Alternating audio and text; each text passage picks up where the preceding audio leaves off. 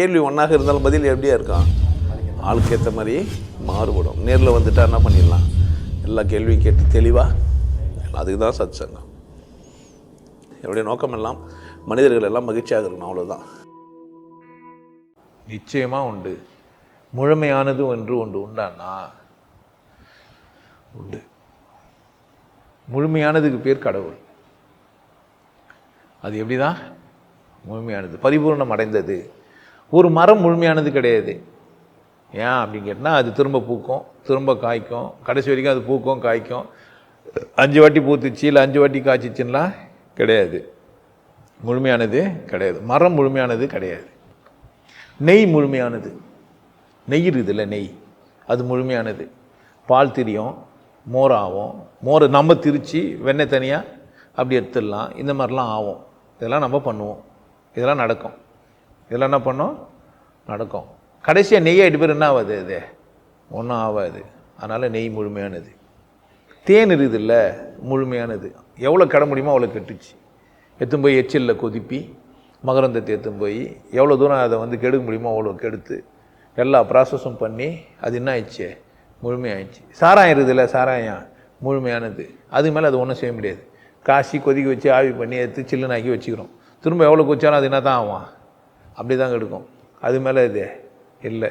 அப்போது நெய் முழுமையானது, தேன் முழுமையானது, சாராயம் முழுமையானது, ஒரு பழம் முழுமையானது. அதுக்கப்புறமா அதோடய ஸ்டேட் என்ன அப்படின்னு கேட்டிங்கன்னா அழிஞ்சு போயிடும். ஒரு கொட்டை இருக்குதுல்ல, விதை முழுமையானது, திரும்ப முளைக்கிற தகுதி வந்துச்சு அதுக்கு. அப்புறமா அது என்ன இல்லை, முழுமையானது தான். அதுக்கப்புறமா அது முளைக்க மட்டும்தான். இது மாதிரி முழுமையானதுன்னு நீங்கள் ஆராய்ச்சி பண்ணிங்கன்னா நிறைய இருக்கும். நான் லிஸ்ட்டில் சும்மா சொல்கிறேன். அப்போ முழுமையானது ஒன்று இருக்குதான்னா இதிலலாம் இருக்குது. மனிதனில் முழுமையானவன் இருக்கிறானா இருக்கிறான். அந்த நம்பிக்கையில் தான் உங்களுக்கு பாடமே நடத்துகிறேன், பேசிக்கிறேன், சச்சங்க நடத்திக்கிறேன். நீங்கள் முழுமையாக முடியும், முழுமையாக வாழ முடியும். ஒரு மனிதன் வாழ முடியும். எனக்கு என்ன தேவை, அதை நான் எப்படி அடையணும், நான் அடைந்ததெல்லாம் சரிதானா அப்படின்னு நீங்கள் முழுமை அடைய முடியும். எப்போது உங்களை நீங்களே சோதனை பண்ணிக்க தயாராக இருந்தீங்கன்னா, உங்களை நீங்களே மாற்றிக்க தயாராக இருந்தீங்கன்னா, உங்களை நீங்களே வளர்த்துக்க தயாராக இருந்தீங்கன்னா, நீங்களும் என்ன எல்லாம் முழுமையாக இல்லாம். நான் ஆணாக முழுமையாக வாழ்ந்தேன், சரியாக திருப்தியாக இருந்தேன், பாலுணர்வை நான் தீர்த்துக்கினேன், பசி தீர்த்துக்கினேன், நான் நல்லா வாழ்ந்தேன், எனக்கு ஒரு மனைவி இருந்தது, நான் 2 குழந்தையை பெற்றேன், நான் திருப்தி ஆகிட்டேன், எனக்கு போதுமானதாக இருந்தது, நான் வண்டி வாங்கினேன், இல்லை சைக்கிள் வாங்கினா கூட திருப்தி ஆகிக்கலாம், அது கூட முழுமை தான். ஏதோ ஒன்று என்னால் என் கார்லேயே நடந்தேன், என் காலை முழுமையாக நான் அனுபவித்தேன், கடவுளே இந்த உடலை முழுசுமாக நான் கொண்டாடினேன், முழுமையாயிட்டேன். முழுமைன்னு அவர் சொன்னால் அது முழுமை தான். ஒரு மனிதன் தன்னை எந்த நிலையிலிருந்து நான் முழுமையாக இருக்கிறேன், கடவுள் தெரிஞ்சிக்கல நான் முழுமையாக இருக்கிறேன்னு சொன்னால் தப்பு கிடையாது. அவர் அளவு அது, அவர் இருந்தால் தான் இது, அதான் முழுமை. எல்லா நெய்யும் முத்தி போய் ரவரவியாக இருக்குன்னு சொல்ல முடியாது. எல்லா நெய்யும் எல்லா தேனும் ஒரே மாதிரி இருக்குதுன்னு சொல்ல முடியாது. எல்லா விதையும் ஒரே மாதிரி இருக்குதுன்னு சொல்ல முடியாது. அதே மாதிரி மனிதனும். ஆனால் முழுமைன்னு அவர் என்ன பண்ணலாம் சொல்லலாம். நீங்களே உங்களை கேட்டு நான் முழுமையாக வாழ்கிறேனா அப்படின்னு கேட்டு நான் முழுமையாக வாழ்கிறேன் சும்மா நான் கூட சொல்லிக்கலாம், அது உங்கள் இஷ்டம், எனக்கு தெரியாது. அப்படி சும்மா சொல்லாமல் உண்மையிலேயே நீங்கள் முழுமையாக வாழ்கிறீர்கள்னா நீங்களும் யார் தான், முழுமையானவங்க தான். இல்லைன்னா உங்களுக்கு ஒரு சம்பவம் நடக்கும்போது தெரியும், ஏதோ ஒரு பிரச்சனை, நல்ல ஒரு சாப்பாடு சாப்பிடும்போது தெரியும், ஆஹா இதாண்டா முழுமையான சாப்பாடுன்ட்டு. நாளைக்கு இதை விட இன்னொரு நல்ல சாப்பாடு கிடைக்குமா அப்படின்னு நீங்கள் நினச்சிட்டிங்கன்னா அது முழுமை கிடையாது. அதை சாப்பிட்டது நீங்கள் முழுமை வஞ்சிட்டிங்கன்னா, ஒரு பழுத்து சாப்பிட்டு நிறைய வஞ்சிட்டிங்கன்னா கூட அது முழுமை தான். பசியாகிறதுக்கு ஒரு உணவு, அது நல்லா இருந்தது நான் சாப்பிட்டேன் அப்படின்னா அது என்ன தான், இது முழுமை தான். ஸோ முழுமை அடைய முடியும் அப்படின்னா மனிதனும் கூட என்ன பண்ண முடியும், முழுமை அடையும். விலங்கு வரை முழுமையாக தான் இருக்குது. ஒரு சிங்கமோ ஒரு நாயோ ஒரு பூனையோ ஒரு சிறுத்தையோ அது உயிரினங்கள், அது எவ்வளோ தூரம் அது எஸ்டீம் வாழ முடியுமோ அவ்வளோ எஸ்டீம் அது என்ன பண்ணிட்டு வருது, வாழ்ந்துட்டு வருது. மனிதன் மட்டும்தான் சோம்பேறித்தனமாக பிரித்தியார் சொன்னதெல்லாம் தெரிஞ்சுக்கின்னு யாரையும் மண்டையில் வச்சுக்கின்னு அவனே அவமதிச்சிக்கின்னு அவனுக்கு எல்லாம் தெரிஞ்ச மாதிரியாவே நடிச்சுக்கின்னு முழுமையானு சொல்கிறான். நான் சொல்கிறது நடிப்பினால் இல்லை, உணர்ந்து எனக்கு உணர்ந்து ஓதுதல் கரியவன் அப்படிலாம் சொல்கிற மாதிரி உணர்ந்து நீங்கள் ஓதி உங்களுக்கு நீங்களே புரிஞ்சு நிறைவாக இருந்தீங்கன்னா அது என்ன தான். அதனால தான் இந்த தேன் இந்த நெய் அபிஷேகம்லாம் பண்ணுறதெல்லாம் ஏன்னா முழுமையானது. ஒரு சாம்பல் முழுமையானது. சாம்பல் இருக்குதில்ல, மாட்டு பீ காய வச்சு எடுத்தோம், சாணின்னு சொல்கிறாங்க, பீயனும் சொல்லிக்கலாம், அவங்க இஷ்டம். காய வச்சு எடுத்தீங்க, நெருப்பில் போட்டிங்க, சுட்டிங்க, வெந்துருச்சு, சாம்பலாச்சு. இதுக்கப்புறமா அவ்வளோதான், ஒரு சாம்பல் முழுமையானது. அந்த மாதிரி மனிதர்கள் கூட எப்படி வாழலாம், அந்த முழுமை உங்கள்கிட்ட தான். அப்போ முழுமையானதுன்னு எதனா ஒன்று உண்டான்னா நிறைய இருக்குது. ஆனால் நீங்கள் என்ன பண்ணுறீங்கன்னா எதுவுமே முழுமை இல்லைன்னு ஒருத்தன் புக்கு எழுதுறான், மரம் முழுமையாக இல்லை, செடி முழுமையாக இல்லை, முழுமை இல்லாததெல்லாம் அவன் புக்காக எழுதிட்டு இருப்பான்.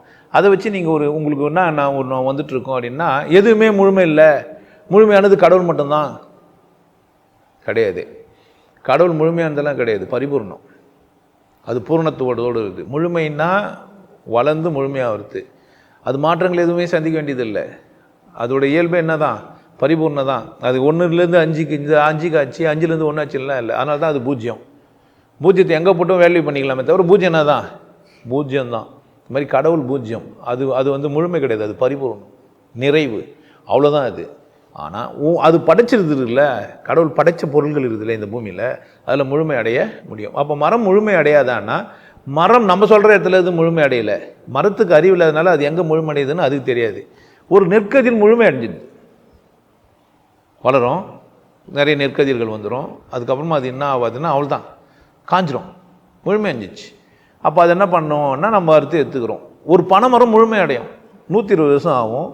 பெருசாக இப்போ கடைசியாக ஒரு பாலை ஒன்று விடும், அது ஒரு அழகான மலர், அது முழுமை அடைஞ்சிச்சு.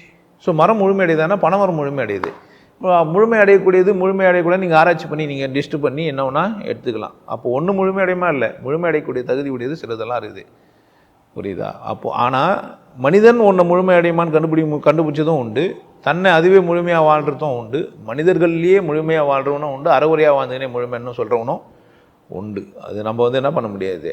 அவர் ஒருத்தர் முழுமையாக வாழ்கிறேன்னு சொல்கிறாருன்னா அவர் ஆபத்தானவராக அவருக்கு உணரணும். ஏன் அப்படின்னு கேட்டிங்கன்னா, நான் முழுமையானவன் நான் சொல்கிறேன் அப்படின்னு சொன்னால் நான் அடுத்த கட்ட வளர்ச்சிக்கு தயாராக இல்லை, அப்படி தானே?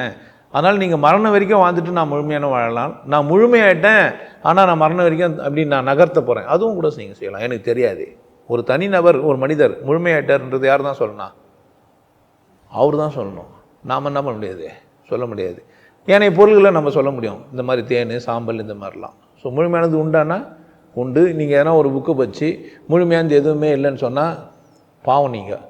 நீங்கள் படித்த புத்தகம் நீங்கள் என்ன பண்ணுறீங்கன்னா, யாரோ ஒரு அறிவாளி நீங்கள் முன்மாதிரி பண்ணிடுறீங்க, அந்த புக்கை எடுத்து படிக்கிறீங்க, படிச்சுட்டு அவர் சொல்கிறார் எதுவும் முழுமை அடைய முடியாது கடவுளை தவிரன்னு உடனே நீங்கள் கடவுள் ரொம்ப நேசிக்கிறதுனால கடவுளை தவிர வேறு எதுவும் முழுமை அடையாதுன்னு நீங்கள் சொல்லிக்கிறீங்க. உண்மை அது கிடையாது.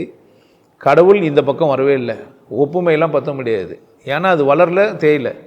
வளர்ந்தால் தான் முழுமையத்தை பற்றியே பேசணும். அது வளர வேண்டிய அவசியமும் இல்லை, வளர்ந்து நிரூபிக்க வேண்டிய அவசியம் இல்லை. நாம் குழந்தையாக பிறக்கிறோம், வாலிபமாக இருக்கிறோம், வயசாகிறோம், பழுத்து போயிட்டு வயசாகி எந்த செயலும் கண்ணு காட்சியெல்லாம் மறைஞ்சி போய் கூனி குறுகி செத்தும் போகிறோம். இப்போ நான் எல்லாத்துலேயுமே முழுமையாகலாம். நான் ஒரு குழந்தையாக முழுமையாக இருந்தேன், வாலிபனாக முழுமையாக இருந்தேன், ஆணாக முழுமையாக இருந்தேன், பெண்ணாக முழுமையாக இருந்தேன்னு சொல்ல முடியும் யாரால? முழுமையாக வாழ்ந்தோம்ல. என்னுடைய அளவு எவ்வளோ தூரம் நான் வாழ்ந்தேன், அப்போ நான் முழுமையாக தானே வாழ்ந்தேன். ஒரு 40 மார்க் எடுத்து பாஸ் பண்ண ஒரு மனிதன் முழுமையானவன்னு சொல்லலாம், 100 மார்க் எடுத்துட்டு முழுமையாக இல்லைன்னு சொல்லலாம்.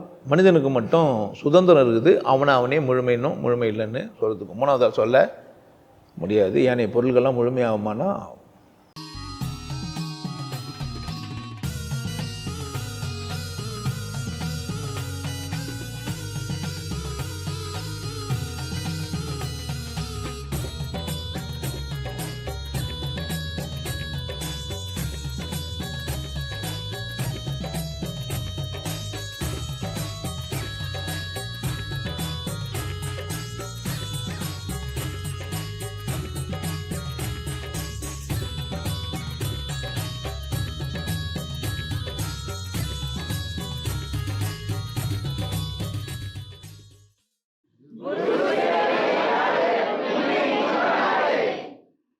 நல்லா இருங்க, சிறப்பாக இருங்க, கொண்டாட்டமாக இருங்க.